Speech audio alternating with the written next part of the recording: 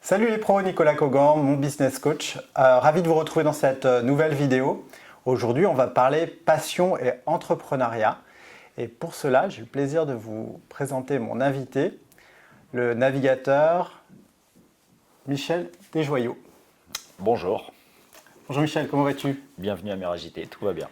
Après, j'ai pas ma voix habituelle, vous m'en voudrez pas. C'est le temps ou c'est le travail? Non, je ne sais pas, c'est un peu de tout. Parce que quand on passe dans l'atelier, il fait froid. Quand on est dans les bureaux, il fait chaud. Ouais.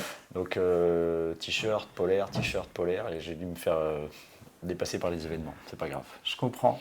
Si je voulais t'interviewer sur ce sujet-là de passion entrepreneuriat, c'est parce que j'ai toujours été fasciné des exploits maritimes et je me suis toujours demandé qu'est-ce qui se cachait derrière en coulisses d'un point de vue logistique, d'un point de vue entrepreneurial, parce que moi je restais juste sur la partie rêve du spectateur. C'est la première raison. Et la deuxième, c'est que je suis souvent au contact des entrepreneurs de par mon métier et c'est très rare de voir des gens qui excellent autant dans la conception de leurs outils que dans l'utilisation de leurs outils. C'était la raison pour laquelle je voulais vraiment pouvoir échanger avec toi aujourd'hui. Alors je sais pas, je vais peut-être commencer par une question bateau, tu m'excuseras du mauvais jeu de mots. Elle est facile. On a dû de la faire 10 fois. On prend. Qu'est-ce qui t'a amené à cette passion de la voile? Alors, on est ici à Port-la-Forêt, mais pour moi, c'est pas Port-la-Forêt, c'est Kerlévin. D'accord. Puisque je suis né juste à côté. Je suis né à Concarneau, mais j'ai tout de suite habité ici, puisque mes parents se sont installés sur le site de Kerlévin bien avant que Port-la-Forêt existe, dans les années 56. Port-la-Forêt a été construit et mis en service en 72. Et en fait, ici, on est quasiment au cœur d'un nombre assez incalculable de pages blanches. Juste au large, il y a un archipel qui s'appelle les Glénans, qui a été, après la Deuxième Guerre mondiale, le théâtre du... Tout le monde aujourd'hui connaît l'archipel des Glénans, l'école de voile des Glénans, mais personne ne connaît l'histoire. Et en fait, c'est à la fin de la Deuxième Guerre mondiale, il y avait un réseau de résistance qui était dirigé par Philippe Vianney, qui s'appelait Défense de la France. Et Philippe Vianney s'est dit à la fin, je ne peux pas les lâcher, je ne peux pas les rendre chez eux, les renvoyer chez eux. Ils n'ont peut-être plus de chez eux, ils n'ont peut-être plus de famille, ils n'ont jamais travaillé. Tous les jeunes qui s'étaient engagés dans la résistance. Donc il faut que je les occupe. Il les a emmenés faire du ski à Val d'Isère pendant l'hiver. Puis une fois que la neige avait fondu, qu'est-ce que j'en fais? Et il a eu l'idée de les amener sur l'archipel des Glénans pour faire de la voile. Mon père faisait partie de cette tribu-là. Il ne savait pas plus faire de la voile que les autres, mais c'est pas grave. Il a trouvé le truc, l'endroit génial, la voile, en tout cas le milieu maritime au sens large, génial. Et puis il a un peu bossé à Concarneau dans différentes activités. Puis à un moment, il s'est dit, mais qu'est-ce que je pourrais faire pour moi? Et il a regardé ce qui se passait autour. À l'époque, les bateaux de plaisance, il n'y en avait pas beaucoup. Ils étaient en bois. L'hiver, ils finissaient dans des vasières ou dans des granges, dans les fermes avoisinantes. Mais il n'y avait personne pour s'en occuper. Donc il s'est dit, tiens, voilà, pouf, je vais faire un chantier d'entretien et d'hivernage pour ces bateaux de plaisance. Et donc l'activité s'est créée ici sur le site. Quelques années plus tard, le port a été construit. Moi j'étais déjà sur terre depuis 1965. C'est déjà les pieds dans l'eau. Mais déjà les pieds dans l'eau. Donc les premiers bateaux sur lesquels j'ai navigué, c'était sur la terre, parce qu'on montait on n'avait pas le droit de monter. On ne monte jamais sur un bateau à terre. Si, quand il est posé, il faut bien aller bricoler dessus, mais on n'avait pas le droit de monter dans un dériveur quand le dériveur était posé sur le sable. Il fallait attendre qu'il soit dans l'eau, c'était que du bon sens. Et puis voilà, et puis moi j'ai commencé à tourner autour de ces bateaux-là. Comme la maison était juste à côté du chantier, la cour de récréation c'était le chantier. Et du coup, on avait le droit d'utiliser les outils, il fallait respecter certaines choses. Le menuisier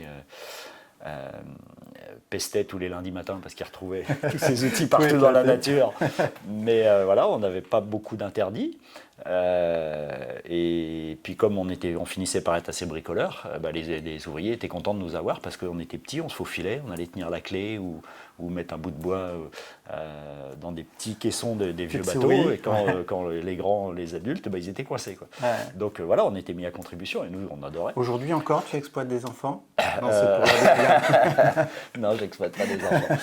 Ah, ça, on était totalement consentants pour le coup.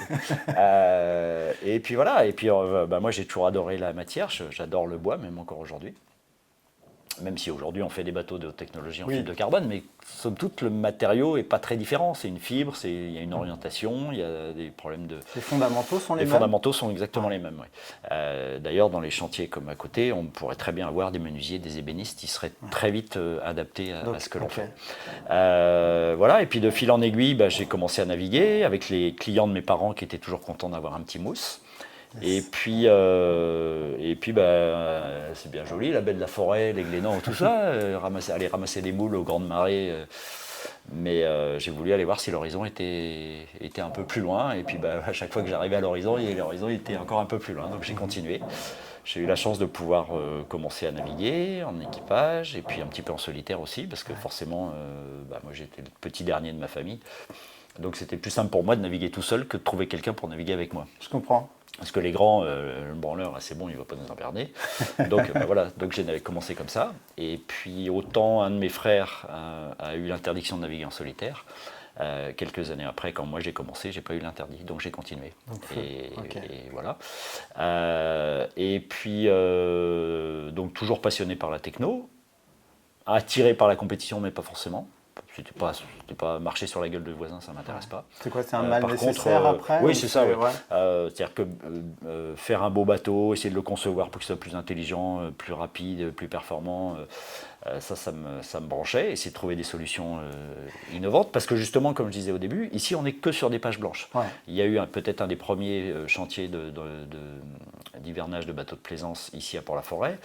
Quelques années après, il y a eu le centre d'entraînement Finistère Course au Large qui a démarré en 90, dont l'objectif était de faire s'entraîner ensemble des marins en solitaire au large qui étaient plus habitués à la troisième mi-temps qu'à bosser et à s'entraîner.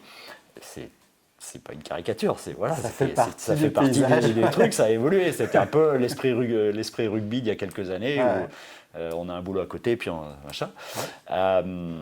Et puis... Et voilà, et ici il y a eu plein de pages blanches.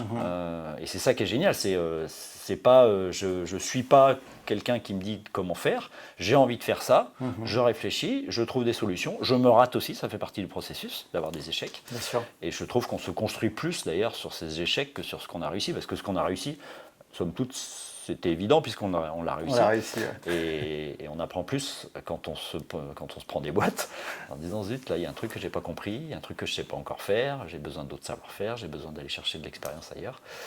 Et voilà. Et donc moi j'ai commencé ma carrière comme ça, à naviguer, beaucoup en équipage comme garde chiourme, petite main, et puis tout en faisant aussi du solitaire aussi, par facilité ici. Et l'exercice me plaisait bien, j'étais à l'aise de me débrouiller tout seul, j'aimais bien, y compris me prendre mes propres gifles dans la figure. Ça va avec. Et puis voilà, une fois que c'était parti, j'ai pas eu d'interdiction à la maison. En tout cas, ils n'ont pas réussi à m'attraper pour me dire toi tu restes à la maison, tu vas faire des études. C'était trop tard, j'étais parti, et puis de fil en aiguille, ça a pris. Et puisqu'on est aussi là pour parler d'entrepreneuriat. Oui, parce que je te coupe, en fait, j'avais posé la question, qu'est-ce qui allait t'amener à l'entrepreneuriat, mais tu as répondu, tu étais déjà en train d'entreprendre ta passion depuis ouais, mais sauf que je le faisais d'une certaine façon pour les autres. Je faisais un peu pour moi, mais je faisais beaucoup pour les autres. Et puis arrive un moment où on a envie de passer à la vitesse supérieure. On a l'habitude d'être sur son bateau tout seul à décider. Ouais. Donc, d'une certaine façon, on est déjà chef d'entreprise quand on est sur l'eau. Et à un moment, je me suis dit, on va s'occuper aussi de skipper, chef d'entreprise sur l'eau, et puis de skipper à terre. Et donc, le skipper, c'est un leader. Bien sûr. C'est quelqu'un qui prend tous les problèmes et qui délivre peut-être pas la meilleure réponse, mais la moins mauvaise des bonnes idées. Et le tout, c'est de décider. Mais il a l'habitude de décider, voilà, je crois que c'est ça surtout. Il y a des gens, ils ont peur de décider, ils ont peur de mal faire. Et moi, j'aime pas mal faire, mais ça me fait pas peur. Oui, et puis quand tu es en de me mer, rater, j'imagine mais au moins d'avancer. de ne pas décider, l'enjeu, il est tout de suite là. Voilà, Donc, et donc c'est pour ça qu'en 99, j'avais déjà fait pas mal de choses. Et pour passer à la vitesse supérieure sur des plus gros projets, j'ai créé Meragité, qui était une caisse à outils. Ouais. Moi, mon boulot, ma passion, c'est pas de faire de l'administratif, c'est pas d'embaucher des gens, c'est pas de signer des contrats, c'est pas de gérer un atelier. Je suis pas surpris. Moi, ce que je veux, moi, ce que je veux, c'est avoir un beau bateau performant, l'améliorer, le faire vivre et naviguer avec.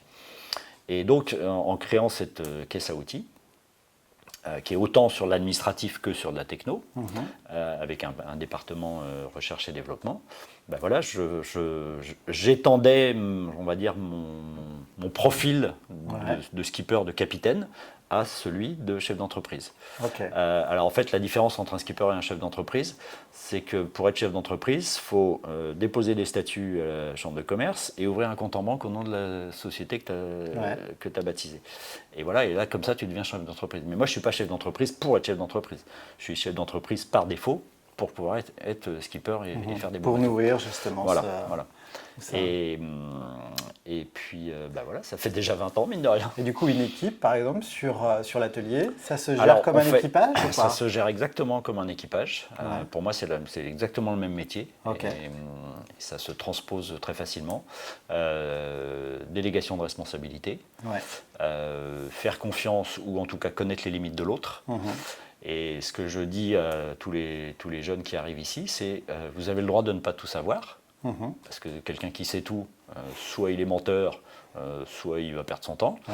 Et parce que la vie, il y a tellement de choses à apprendre tout le temps que personne ne sait tout. Quoi. Oui, moi, j'en ai jamais vu. Il y a d'étudiants permanents sur des projets comme ça. Et du coup, on a toujours besoin de s'enrichir. C'est aussi ça qui est sympa, c'est il y a des gens qui se plaignent du turnover. Moi, je trouve que c'est génial parce que tu fais rentrer des gens nouveaux, donc des idées, des cultures différentes, et tu les mélanges. Et puis chacun prend ce qui va lui plaire. Ça s'enrichit comme ça. Ça s'enrichit.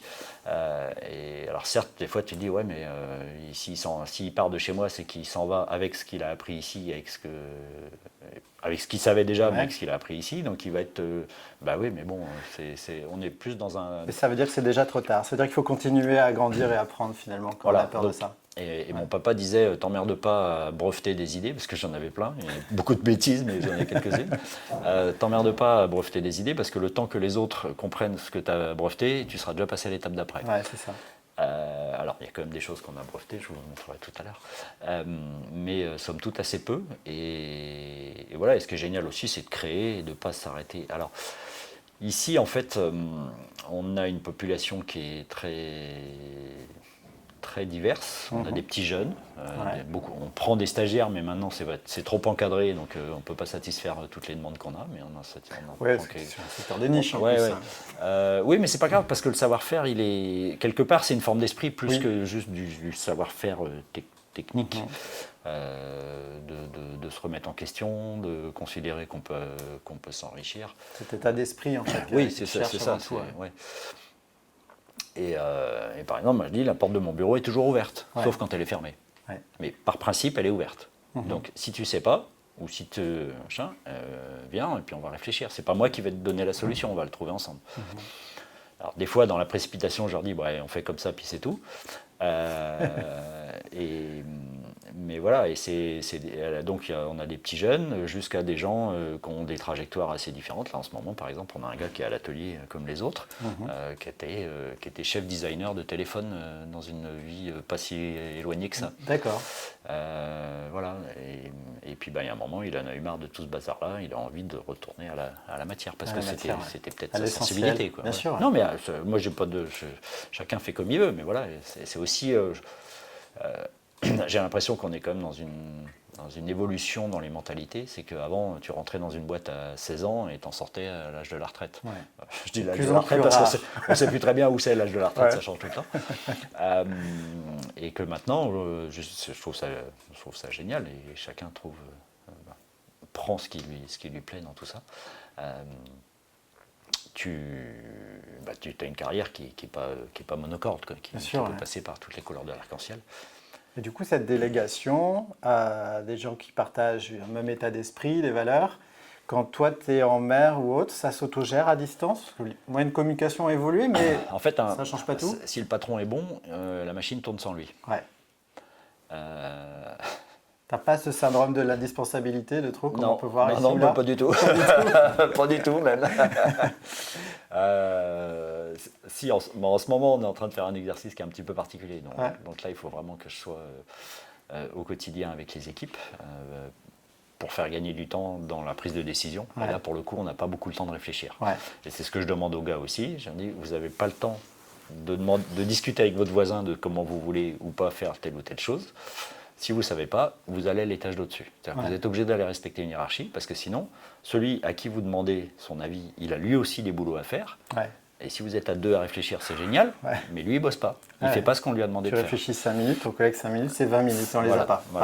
Et voilà. Donc ça, c'est pas possible. Donc quand vous ne savez pas, et ça ne nous pose aucun problème de ne pas savoir, ou de ne pas comprendre ce que vous a demandé, ou d'avoir une meilleure idée, et on n'a aucun problème à changer d'avis, mais tu remontes à l'étage au-dessus. Si l'étage au-dessus ne sait pas, il remontera à l'étage au-dessus. Et moi, je suis tout en haut du bordel. Voilà. Donc c'est comme ça que ça fonctionne. Donc du coup, pour faire gagner du temps à toute la pile, il faut que je sois très présent en ce moment, parce que c'est des décisions rapides. On a un bateau à construire en quelques mois, qui va aller à l'eau dans quelques mois, parce qu'il faut qu'après, il puisse naviguer, se fiabiliser, et que le skipper apprenne à s'en servir. Et donc, on n'a pas le temps de créer tous ensemble. Est-ce que la mer ou la course au large, ça t'a, entre guillemets, forgé à prendre des décisions rapides ou à trancher? En fait, un décideur, quel qu'il soit, que ce soit un skipper, un capitaine, un chef d'entreprise, c'est quelqu'un qui a l'habitude de gérer des priorités, principalement. C'est même pas de prendre des décisions, c'est juste, quelque part, une fois qu'il a géré les priorités, la décision, elle est facile. Et moi, je compare un marin à un écran d'ordinateur où, tu sais, dans la barre de tâches, tu as plusieurs programmes d'ouvert. Et en permanence, il y a des programmes dans lesquels tu vas aller mettre de l'information, d'autres tu vas aller prendre de l'information, et d'autres, tu vas surveiller ce qui se passe et ça va interagir. Et en fait, en permanence, tu passes plop, plop, plop, plop, plop, plop, plop. Et donc, c'est les calculatrices Hewlett-Packard, il y a le terme de pile opérationnelle. Tu es une pile opérationnelle à toi et tu vas gérer tout ton environnement. Et le meilleur chef d'entreprise, ou le meilleur artisan, quelque part, ça va être celui qui va le mieux gérer l'ensemble des paramètres. Il sera peut-être... Il y a beaucoup de... On va prendre l'exemple du plombier, mais un très bon plombier, ça existe, mais un très bon artisan plombier, c'est pas la même chose. Pour l'électricité, je pensais la même chose. L'exemple encore plus probant. Le solitaire est un artisan, et pour qu'il soit très bon, il va pas être juste très bon plombier, mais il va aussi savoir passer ses commandes avec des bons prix, faire ses devis sans se tromper, pas oublier de faire ses factures, d'encaisser ses chèques, de gérer son emploi du temps, de gérer sa relation commerciale avec ses clients passés, présents et futurs. Voilà, il va faire plein de métiers. Plein de casquettes différentes. Et c'est celui qui arrivera à bien les gérer, qui sera capable d'être un artisan, je dirais, comblé. Qui après, un jour, va se dire, puisque maintenant je suis organisé, je suis peut-être capable de m'organiser pour 2, 3, 4 personnes avec moi. Et là, du coup, et c'est ce que j'ai fait ici à Méragité, je vais avoir une personne qui va s'occuper de la compta, les devis et les factures, une personne qui va être plombier, peut-être 2, une personne qui va gérer les stocks et les commandes, et une personne qui va gérer l'atelier, et puis une personne qui va gérer l'emploi du temps de tout ce beau monde. Et moi, je serai le chef d'orchestre du bazar, mais si vous regardez un bon orchestre, le mec qui ramasse ses baguettes, ça continue de fonctionner. Il est dos au public. Et donc, et en plus, il est dos au public. Il est maltraité, lui. Bon, à la fin, il se retourne et c'est lui qui fait la révérence, mais bon. Et voilà, c'est évident que c'est le parallèle entre ce qu'on fait en mer et ce qu'on fait à terre en tant que... Ce que fait un chef d'entreprise, c'est exactement le même métier. D'ailleurs, c'est un truc qui est... Quand on est en mer en équipage, par exemple, sur des gros équipages et des courses longues, les rôles sont très bien répartis. Il y a un équipier d'avant, il y a des régleurs, il y a des gens qui manœuvrent, il y a des gens qui barrent, il y a quelqu'un qui fait la navigation, quelqu'un qui fait la tactique, et ce n'est pas les mêmes personnes. Si l'équipage est assez grand. Et il y a des gens qui sont persuadés, vu de l'extérieur, que c'est le skipper, le capitaine, qui décide de tout. Non, en fait, il est juste là pour faire en sorte que tout le monde soit bien à sa place, soit en confiance et donc soit performant, parce que ça va avec. Et que par exemple, celui qui est en charge de la météo et donc de la navigation, lui, il va sortir, il va calculer, il va récupérer ses données, machin, il va délivrer une stratégie. Le tacticien va mélanger tout ça avec la trajectoire des autres bateaux. Et ils n'ont pas besoin du skipper à ce moment-là. Et est-ce qu'à ce niveau-là, le skipper, lui, il doit pouvoir avoir la même expertise que chaque personne? Pas forcément. Pas forcément. Moi, ici, je suis entouré de gens qui sont plus compétents que moi. Classique, ouais. Par contre, ils sont compétents dans un domaine, ils sont plus spécialisés. Yes. Moi, je suis polyvalent, mais il y a plein de choses que je ne sais pas faire, il y a des choses que je ne sais pas du tout faire, et que certains font très bien. Il y a des choses que je sais un peu faire. Par exemple, j'ai les mains un peu noires parce que je vais aussi dans l'atelier percer des trous, couper des pièces et leur montrer. Du coup, ça a aussi un effet d'entraînement aussi. Ouais. Leur montrer que je sais aussi faire des choses. Ouais. Du coup, quand je viens leur dire c'est comme ça qu'on fait, ils ne m'écoutent pas juste parce que je suis leur chef, mais aussi parce qu'ils ont vu que je savais. C'est l'exemplarité terrain. Voilà. Ça, et qu'il y a 30 ans, j'étais dans le chantier à côté à faire la même chose que ce qu'ils font là. Ouais. Et ça ne me gêne pas, il n'y a pas de saut métier. Au contraire, ça m'éclate de revenir le faire avec eux et dans une bonne ambiance où tout le monde se sent concerné. Juste avant de démarrer cette interview, j'ai discuté avec un des gars qui était en train d'utiliser une technique qui est très sophistiquée, qui est très utile dans certaines applications, mais ce n'est pas la peine de l'utiliser systématiquement parce que ça fait perdre du temps pour zéro qualité en plus. Donc je lui ai expliqué pourquoi il fallait qu'il fasse comme je lui demandais et pas comme il l'avait fait la première fois. Il va avoir une deuxième pièce à faire, il la fera comme je lui ai demandé de faire. Mais voilà, parce que je peux lui argumenter le truc et lui servir, pouf, sur un plateau. Et en fait, ouais, je revenais à mon navigateur et mon tacticien. Une fois qu'eux sont d'accord, pouf, on délivre l'information sur le pont, le changement de trajectoire, le changement de voile, tout machin, pouf, et tout ça, ça s'organise. Et à quoi sert le skipper à ce moment-là? Si les deux sont d'accord, le skipper, il dit OK, on y va. Super. Et en fait, le skipper, lui, il va reprendre le leadership si les deux ne sont pas d'accord ou s'ils sont pas en confiance avec ce qu'ils ont mouliné eux-mêmes. Okay. Et à ce moment-là, ils vont dire, voilà, nous on a ça, la machine dit ça, moi je pense que on ne sait pas quoi décider. On monte à l'étage au-dessus, c'est toujours pareil, hein, c'est une pile de hiérarchie. Et le chef, il va remouliner, poser des questions, alimenter le débat. Et en fait, là, le système hiérarchique, il n'est pas à la méritocratie pour moi, il est à l'expérience. Et en fait, ce qu'on a appris en naviguant et en échangeant, c'est que à quoi ça sert d'avoir de l'expérience? C'est qu'en situation difficile et complexe, et en cas d'urgence notamment, alors l'urgence, ça peut être l'urgence parce que tu as une situation qui te contraint énormément, on va dire en cas d'accident, probable, en espérant pas l'avoir, ou juste parce que tu es obligé d'être performant. Et en fait, là où l'expérience est très utile, c'est qu'en situation où tu es obligé de décider très vite, le cerveau va, de façon inconsciente, mouliner tout ce qu'il a autour comme paramètres qu'il peut intégrer, et aller rechercher dans tout ce qu'il a déjà vécu, peut-être pas la meilleure réponse, mais la réponse qui avait fonctionné, qui ressemble le plus à ce qu'il est en train de regarder. Tout à fait. Poum. Et avec ça, il va te dire, ok, on fait ça. C'est peut-être pas la meilleure réponse, il y en a peut-être une meilleure, mais en situation d'urgence, c'est l'inconscient qui va faire le boulot et qui va te dire, voilà, tu fais ça. Tu t'en rends même pas compte, hein. Mais et ça gère très vite. Et c'est à ça que ça sert d'avoir de l'expérience. Et en fait, un chef au-dessus, une hiérarchie, c'est à ça qu'elle sert. C'est juste à avoir plus d'expérience que ceux qui sont en dessous.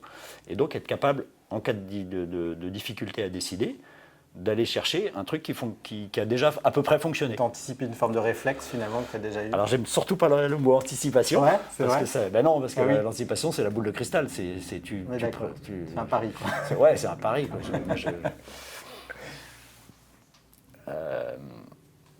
Mais ouais, voilà. Aujourd'hui, moi, je navigue beaucoup moins qu'avant. Quand j'ai l'occasion de naviguer, ce qui sera le cas demain matin, ce sera toujours avec beaucoup de plaisir. Mais ce qu'on fait en ce moment dans l'atelier est quelque chose que j'adore parce que c'est aussi la même. Sinon, c'est pas le même métier que de naviguer, mais c'est la même forme d'esprit et c'est la même nécessité d'être efficace rapidement. je comprends. Et là, on parle passion, on parle technique, tu vois, et je le comprends tout à l'heure, dit, voilà, la partie administrative, je ne sais pas trop mon truc, Non, c'est et pas là, je comprends. Il y a des gros postes dans ces phases-là, que ce soit les relations publiques, parce que quelque part, il y a une médiatisation, il y a des sponsors derrière. Alors, toute la partie communication au sens outil de communication, ce n'est jamais Méragité qui l'a géré. D'accord. Il y avait toujours, pour tous les sponsors qu'on a eus, il y a toujours une agence de communication qui faisait faire le troisième pied du tabouret. Le sponsor, il a des intérêts, le skipper et son équipe autour, ils ont des intérêts, et la boîte de com, elle est là pour faire prendre la mayonnaise entre les deux. Ok. Et pour raconter une belle histoire, et que tout le monde soit à sa place. Et Ok. moi, il se trouve que mon savoir-faire, on va dire ma culture historique, c'est pas la com. Quand j'avais 20-22 ans, j'étais super timide, j'étais incapable de parler. Donc aller imaginer de la com, j'ai pas cette sensibilité-là. Développer un axe de communication, machin, moi ça me parle pas. Et puis tu peux pas tout fourrer au moulin non plus tout le temps. Enfin... Non, mais j'ai pas cette sensibilité-là. J'ai beaucoup de respect pour ceux qui l'ont, mais moi je l'ai pas. Et moi ce qui me plaît, c'est c'est de faire un joli bateau rapide et d'aller naviguer avec. Je pense que je sais faire ça pas trop mal. Je pense aussi. Mais du coup, tout l'aspect communication, c'est pas. Par contre, en tant que leader, moi je suis au courant de toutes les décisions qui sont presque toutes les décisions, et j'aime pas l'administratif, mais par contre je sais lire une fiche de paye, je commence à savoir lire un bilan, je sais lire un contrat, et y compris le rédiger ou rédiger des articles s'il y a un truc qui me plaît pas. Voilà, je sais mettre les mains dans le cambouis dans à peu près tous les métiers, parce que petit à petit, bah, forcément, tu te retrouves confronté à quelqu'un qui vient te voir, qui bosse pour toi et qui te dit bah, là il y a ça, qu'est-ce que t'en penses quoi. Ouais. Donc tu es obligé de te plonger dedans. Pareil, tranché. Voilà, tu es obligé de mettre les mains dans la colle à tous les. Et il n'y a pas de. Moi Là, ce que j'aime bien, ce que je retiens depuis tout à l'heure, c'est que c'est pas que chaque chose est à sa place, mais il y a une organisation en fait. On a commencé l'entretien, tu disais, tu as utilisé le terme bon sens. Et en fait, quand tout est à sa place, après, tout régit sur du bon sens et de l'expérience cumulée en fait. Ma mère dit. Comment elle dit ça? Le bon sens est la chose la mieux et la plus mal et la mieux répartie. En d'autres termes, tout le monde n'a pas été livré à la naissance, mais bon, c'est pas grave, il va falloir quand même qu'on s'en débrouille. Ça s'apprend peut-être après. Oui, mais on en parle souvent du sens marin, en tout cas dans notre milieu, mais en fait, le bon sens, c'est la même chose. Moi, je remarque après. Et c'est pas forcément la décision la plus sophistiquée qui sera la plus efficace. C'est des choses les plus simples et plus compliquées à mettre en œuvre certaines fois. C'est très simple de faire compliqué, ouais. Et pourtant c'est très compliqué de faire simple, et c'est faire simple qu'il faut faire. Ouais. Mais c'est pour ça que l'élément, en fait, lui, ça m'a non, ici, là, ça va à peu près parce que j'ai réussi à les éduquer, mais j'ai croisé des champions du monde de la complexité. Ouais. Bah, en fait, on est des fois dans une économie où on complexifie les choses pour y mettre de la valeur. Alors mais non, c'est l'inverse en fait. Un jour, il y a un monsieur qui me dit oh là là, mais ton bateau, il a dû coûter super cher. Hein. Je dis bah, pourquoi tu dis ça? Ah, c'est le plus léger de tous, il est super léger. Je dis bah ouais, mais non. Parce que justement, s'il est très léger, c'est qu'il n'y a rien dedans. Ouais. On a mis juste ce dont on avait besoin. C'est pour ça qu'il est léger. Donc il n'est pas cher, puisqu'il n'y a pas grand-chose. Ah ouais. Ah. Il était un peu déçu. Excellent. Michel, c'est quoi ton actualité en ce moment? Alors en ce moment, moi je navigue moins qu'avant. J'ai passé quasiment 30 ans de mon existence à faire beaucoup de bateaux, et avec toujours beaucoup de plaisir.